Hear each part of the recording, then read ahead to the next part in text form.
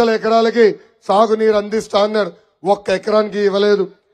కనీసం విశాఖపట్నానికి ఒక్క ఐటీ పరిశ్రమ తీసుకురాలా, ఒక్క కంపెనీ తీసుకురాలా. ఎంత అన్యాయమో చూడండి. ఇంకా పరిపాలక రాజధాని పేరుతో పెద్ద ఎత్తున భూ కుంభకోణాలు ఎలా జరుగుతున్నాయో మనందరం చూస్తున్నాం. దస్పల్ల భూములు, హైగ్రీవా భూములు, ఎక్స్ సర్వీస్ మెన్ భూములు, ఎక్కడ చెరువు ఉన్నా రాత్రి ఆ చెరువుని కప్పేసి ఆ భూములు కాజేస్తున్నారు. మన ఎదురుగానే సింహాచలం కొండలున్నాయి.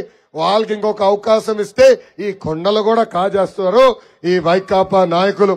మనం చూసాం, ఋషికొండకు కూడా గుండు కొట్టేశాడు. ఒక్క వ్యక్తి బతికేదానికి 500 కోట్ల రూపాయలు విలువైన ప్యాలెస్ అవసరమా?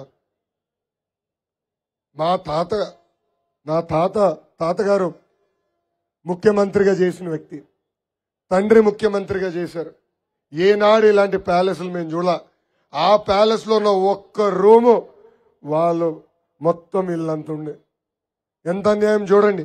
ఆ భవనాలు తిరిగి ప్రజల కోసమే వాడే విధంగా చేసే బాధ్యత మేము తీసుకుంటామని ఈ సభాముఖంగా హామీ ఇస్తున్నాం. ఇంకా జీవీఎంసీలో ఎలాంటి అవినీతి జరుగుతుందో మీరు చూస్తున్నారు. పన్నులన్నీ పెంచారు, కానీ రోడ్ లేరు, డ్రైన్ లేరు, ఒక్క ఇల్లు కూడా ఈ ప్రభుత్వం కట్టలేదు.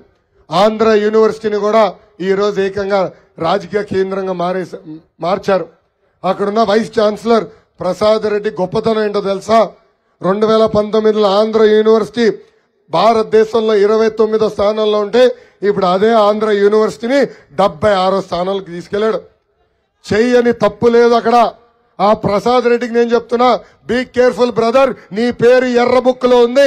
రేపు మా అధికారం, మా ప్రభుత్వం వచ్చిన తర్వాత ఎంక్వైరీ చేస్తాం, మిమ్మల్ని డిస్మిస్ చేసి జైలుకు పంపించేదానికి కూడా నేను వెనకాడనని ఈ సభాముఖంగా హెచ్చరిక జారీ చేస్తున్నా. ఇంకా మన పశ్చిమ నియోజకవర్గంగా వచ్చే గల ఇక్కడనే ఎయిర్పోర్ట్ ఉంది, షిప్ యార్డ్ ఉంది, హెచ్బిసిఎల్, అనేక పరిశ్రమలు ఉన్నాయి. 2014 నుంచి 2019 వరకు అసలు పశ్చిమ నియోజకవర్గానికి ఒక స్వర్ణ యుగం. ఇక్కడున్న గన్నబాబు గారి నాయకత్వంలో 7,000 టిట్కో ఇళ్లకి ఆనాడు పునాదేశం పనులు ప్రారంభించాం. పెద్దలు చెప్పినట్టు గోపాలపట్నంలో 30 పడకల ఆసుపత్రి కట్టిన ప్రభుత్వం తెలుగుదేశం ప్రభుత్వం. కలలుగా దశాబ్దాలుగా కలగా ఉన్న ఎన్ఏడి ఫ్లైఓవర్ కూడా కట్టింది తెలుగుదేశం ప్రభుత్వం. ఎన్ఎస్టిఎల్ రోడ్ ఏర్పాటు చేశాం. అదేవిధంగా రైల్వే అండర్ బ్రిడ్జ్లు, నిరుపేద కుటుంబాలకి పట్టాలు కూడా అందజేసిన ప్రభుత్వం తెలుగుదేశం ప్రభుత్వం. ఇంకా బీటీ రోడ్లు, సిసి రోడ్లు, ఇండోర్ స్టేడియంలు, కమ్యూనిటీ భవనాలు, ఇట్లా చెప్పుకుంటా పోతే ఒక రోజంతా పడుతుంది తెలుగుదేశం ప్రభుత్వం చేసిన అభివృద్ధి కార్యక్రమాలు చెప్పుకునే దానికి. ఆనాడు హుదూద్ వచ్చింది.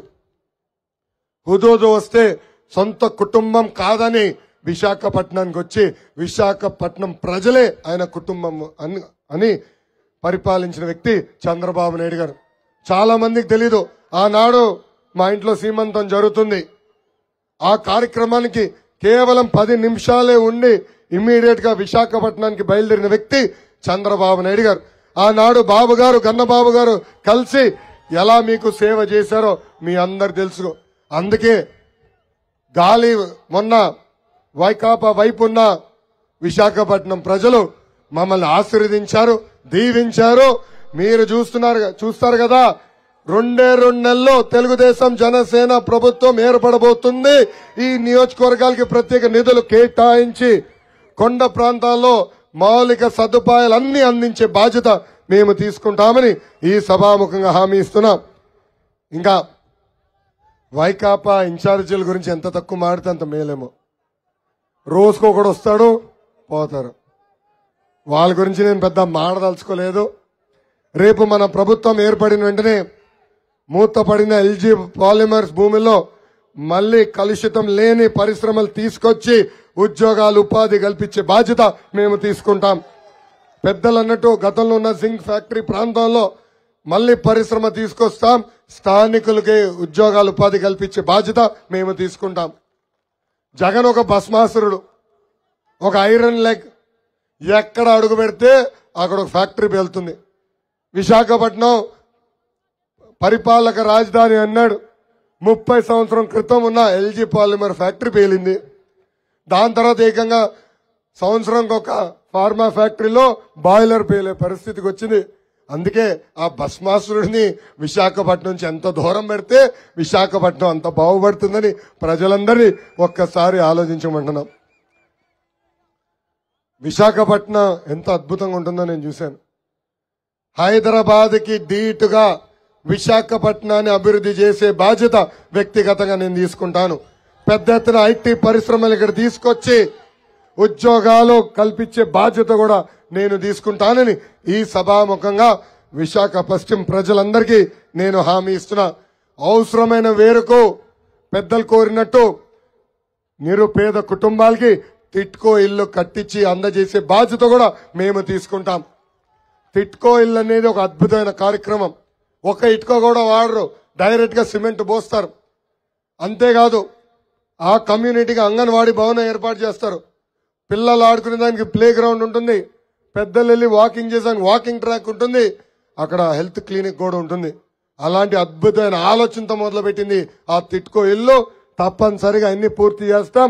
తెలుగుదేశం జనసేన ప్రభుత్వం ఏర్పడిన మొదటి 100 రోజుల్లో ఆ ఇల్లు పూర్తి చేసి కలిసికట్టుగా గోప్రవేశం కూడా చేసుకుందామని ఈ సభాముఖంగా నేను మీకు హామీ ఇస్తున్నా. ఇంకా తెలుగుదేశం పార్టీ బలం, తెలుగుదేశం పార్టీ కార్యకర్తలు. నాయకులు పార్టీ మారినా తెలుగుదేశం పార్టీకి అండగా నిలబడేది తెలుగుదేశం పార్టీ కార్యకర్తలు. వైకాపా పార్టీ నాయకులకి కార్యకర్తలకి boom boom president medal Andhra gold కావాలేమో గానీ మన పార్టీకి మన అధ్యక్షులు ఒక్క పిలుపు చాలు. రా కదలి రా అంటే పరిగెత్తుకుంటూ వచ్చే కార్యకర్తలు ఒక తెలుగుదేశం పార్టీకే సొంతం. అంతెందుకు భారతదేశంలోనే కార్యకర్తల పార్టీ అంటే గుర్తొచ్చే మొదటి పార్టీ తెలుగుదేశం పార్టీ. అందుకే 2014లో కార్యకర్తల కోసం సంక్షేమ నిధి ఏర్పాటు చేశాం. ప్రతి కార్యకర్తకి ప్రమాద బీమా చేశాం. ప్రమాదంలో చనిపోతే వాళ్ళ కుటుంబాలకి 2 లక్షల రూపాయలు ఇచ్చిన పార్టీ తెలుగుదేశం పార్టీ. అంతెందుకు కార్యకర్తలు పిల్లల్ని చదివించుకోవడానికి కొంచెం ఆర్థిక ఇబ్బందుల్లో ఉంటే వాళ్ళ కుటుంబాల్ని వాళ్ళ బిడ్డల్ని దత్తక తీసుకుని చదివిస్తుంది మా తల్లి భువనేశ్వరి అమ్మ. అన్న ఎన్టీఆర్ ఏ ముహూర్తంలో పార్టీ స్థాపించారో నాకు తెలియదు కానీ 60 లక్షల మంది అక్క చెల్లెలు అన్న తమ్ముళ్ళు నాకు ఇచ్చి వెళ్ళారు.